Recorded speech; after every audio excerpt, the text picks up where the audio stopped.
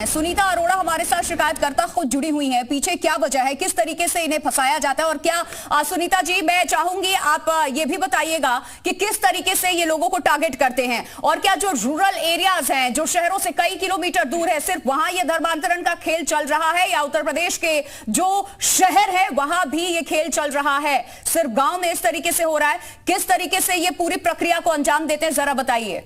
जी नमस्कार, मैं बताना चाहती हूँ कि हमारा जो खोड़ा से हूँ मैं, तो वहाँ पे भी कई मतलब निम्न वर्ग के लोग हैं। जब हम लोग वहाँ पे मुझे बुलाया गया वहाँ पे, तो जब मैंने अंदर देखा तो बहुत निम्न वर्ग के लोग नीचे बैठे हुए थे, चाहे उसमें महिला भी थी, उसमें पुरुष भी थे।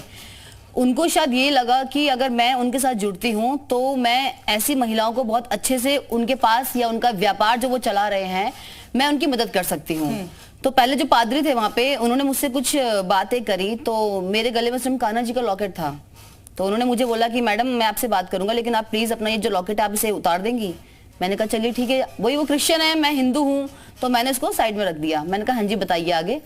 तो फिर उन्होंने मुझे बोला कि आप को भगवान के दर्शन, यीशु के दर्शन होंगे आपको अगर आप अपने ईश्वर को मानना बंद कर दें। तो मुझे समझ में नहीं आया, मैंने कहा भाई हमारे भगवान तो हमारे कान्हा है। सुनीता जी, मैं आपको रोक रही हूँ यहाँ पर। उत्तर प्रदेश सरकार के मंत्री धर्मपाल जी हमारे साथ फोन लाइन पे जुड़ चुके हैं। बहुत स्वागत है सर आपका। उत्तर प्रदेश में लगातार आए दिन धर्मांतरण के मामले सामने आ रहे हैं और अभी भी 4 जिलों से ऐसे मामले सामने आए। इस पे क्या कहेंगे सर आप? सरकार आखिरकार कहाँ पर चूक जा रही है? देखिए, सरकार कहीं नहीं चूक रही है। सरकार इस पर बहुत कड़ाई कर रही है और धर्मांतरण के मामले जैसे भी नोटिस में आते हैं उन पर कार्रवाई की जाती है। इस पर सरकार पूरी तरीके से सचेत है, कड़ी कार्रवाई कर रही है। सर 2020 में योगी आदित्यनाथ के नेतृत्व में ये कानून भी आ गया, पास कर दिया गया, इसे कानून बना दिया गया है। अगर आप जोर जबरदस्ती करते हैं, बहला फुसला करके धर्म परिवर्तन कराते हैं तो उसके लिए बाकायदा सजा क्या होगी ये भी तय किया गया है। बावजूद इसके सर मैं इसीलिए सवाल कर रही हूं कि आखिरकार कहां चूक हो रही है? बड़े पैमाने पर समुदायों का भी धर्म परिवर्तन करा दिया जाता है, लोगों का कराया जा रहा है जबरन। आज भी लड़कियों के धर्म बदल करके उनसे निकाह किया जा रहा है। देखिए, ऐसे मामले जैसी सरकार के नोटिस में आते हैं, ऐसे अराजक तत्वों पर कड़ी नजर भी रखी जा रही है, कड़ी कार्रवाई भी की जा रही है। जो आपने संज्ञान दिया है इसको और हम संज्ञान में लेकर कार्रवाई करेंगे। विदेशी फंडिंग को लेकर भी मैं चाहूंगी सर आप अपनी राय रखिए, क्योंकि जो हमारे पास खबरें सामने आई है विदेशों से फंडिंग भी होती है, बाकायदा एक रैकेट चल रहा है, तो उस तक सरकार पहुंच पाई है? देखिए, विदेशी फंडिंग का विषय गंभीर है, इस पर सरकार काम भी कर रही है और विदेशी फंडिंग किस माध्यम से आ रही है उसके लिए भी चिन्हित करने का काम किया गया है। विदेशी फंडिंग पर कड़ी कार्रवाई की जा रही है। सर प्रशासन अपना काम लगातार ग्राउंड पे करती हुई नजर आ रही है, बावजूद इसके ये सारे मामले सामने आ रहे हैं।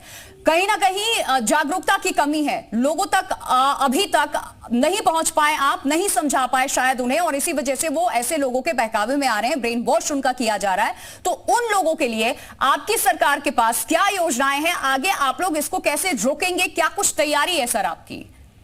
देखिए, सरकार पूरी तरीके से सतर्क है। मदरसों में भी इस पर कड़ी कार्रवाई भी की जा रही है।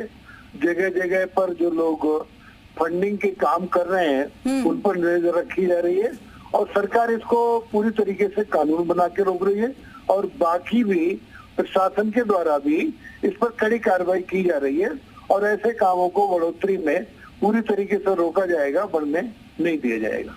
नकेल कब तक कस पाएंगे सर पूरी तरीके से? क्या हम उम्मीद करें, क्योंकि आए दिन इस तरीके की खबरें हम पढ़ते हैं। नतीजे देखिए जो रहते हैं वो कहीं छिपे रहते हैं, इस तरीके से उनको खो में भी निकाल कर योगी सरकार काम कर रही है।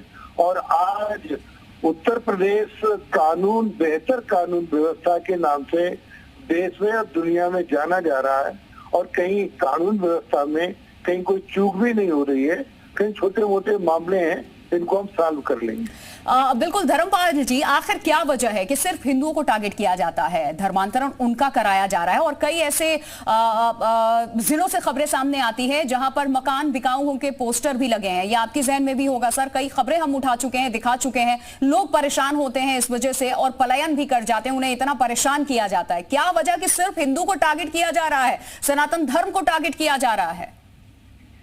देखिए, ऐसे जो मामले पहले आए थे अब ऐसे मामले नहीं हो रहे हैं, और जो आपने कुछ संज्ञान दिया है इस पर हम कार्रवाई करेंगे, इतना ही कहना है। ठीक है। चलिए, बहुत शुक्रिया धर्मपाल जी आपका हमसे बातचीत करने के लिए। देखिए, सरकार का पक्ष रख रहे थे मंत्री, उत्तर प्रदेश के कैबिनेट मंत्री को आपने सुना, उन्होंने कहा कि आगे इस तरीके के मामले ना हो उस पर हमारी नजर है। और चूंकि इस खबर को हमने उठाया, प्राथमिकता से दिखाया कि आज भी ऐसे मामले उत्तर प्रदेश में हो रहे हैं। 2020 में ही कानून बन चुका है धर्म परिवर्तन के खिलाफ, और उसके बावजूद भी इस तरीके की खबरें सामने आ रही हैं। तो क्या कानूनी कार्रवाई हो रही है? क्या प्रशासनिक चूक आखिरकार कहां पर हो जा रही है? प्रशासन नहीं पहुंच पा रहा है, और सरकार की तरफ से भी कहां पर चूक हुई है? आखिरकार सरकार उन्हें समझा पाने में क्या सफल नहीं हुई है? क्या लूप होल्स हैं? इस पर हम चर्चा कर रहे हैं कि आज भी इस तरीके के मामले लगातार सामने आ रहे हैं। हमारे साथ सुनीता जी लगातार बनी हुई हैं। मैं चाहूंगी सुनीता जी आप अपनी बात को रखिए, पूरा कीजिए। आप बता रही थी किस तरीके से ये पूरा धर्म परिवर्तन कराया जाता है, वो बातचीत का सिलसिला कैसे आपसे शुरू हुआ, आगे क्या कुछ हुआ, जरूर बताइए हमारे दर्शकों को, ताकि जितने भी लोग इस वक्त आपको सुन रहे हैं वो चौकन्ना जरूर हो। जी, मैं बता रही थी आपको कि उन्होंने मुझसे ये कहा था कि जो आपके गले में लॉकेट है आप इसे उतार दीजिए। तो मुझे लगा वो क्रिश्चियन है, मैं हिंदू हूँ, शायद बात करने में उन्हें अनकंफर्टेबल हो रहा होगा। मैंने उसे साइड में रख दिया उतार के। फिर उन्होंने मुझसे बोला कि आपको यीशु के दर्शन होंगे, आपको मोक्ष मिलेगा, आपको यीशु के दर्शन होंगे। तो मुझे उनकी बात थोड़ी सी मतलब खटकी थी। फिर उन्होंने बोला कि आप अपने भगवान को मानना बंद कर दीजिए और आप हमारे साथ जुड़ जाइए। तो मुझे लगा कि ये तो बिल्कुल आप मुझे अब शायद मेरा धर्म परिवर्तन करने के लिए आप मुझे कह रहे हो। मतलब बिना किसी वजह वो आपके पास बैठती हैं और आपने जो भगवान का अपना लॉकेट पहना था उसको उतरवाने के बाद कहती हैं कि आप यीशु को मानिए। जी, जो पादरी थे उन्होंने कहा था। अच्छा जी। और क्या कुछ कहा जाता है? अगर आप ये धर्म कबूल करती हैं, परिवर्तन आप कर लेती हैं, तो आपको क्या सहूलियत दी जाएगी? क्योंकि ऐसी खबरें हमारे पास आई हैं, ऐसी जानकारी सामने आई है कि कई लालच भी दिए जाते हैं। क्या ये सच है? कितनी सच्चाई है इसकी, मैं चाहूंगी आप बताएं।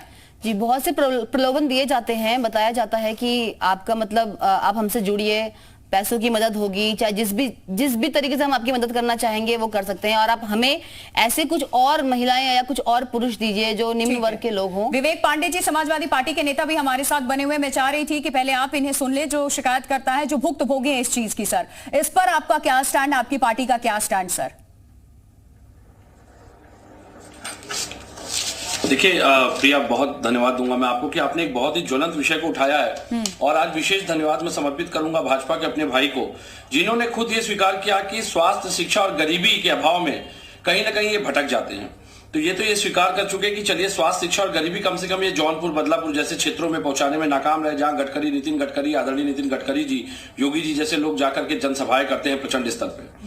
देखिए, एक आपको बड़ी जिम्मेदारी के साथ बात को आपको ये बात समझनी पड़ेगी कि 2020 से हमारे उत्तर प्रदेश में धर्म परिवर्तन को लेकर के जो कानून बनाया गया, उसमें 507 से ज्यादा अधिक मामले दर्ज हो चुके हैं अब तक, और दर्जन से अधिक पादरियों के ऊपर और 100 से अधिक लोगों पे विगत कुछ महीनों में केस दर्ज हुए हैं।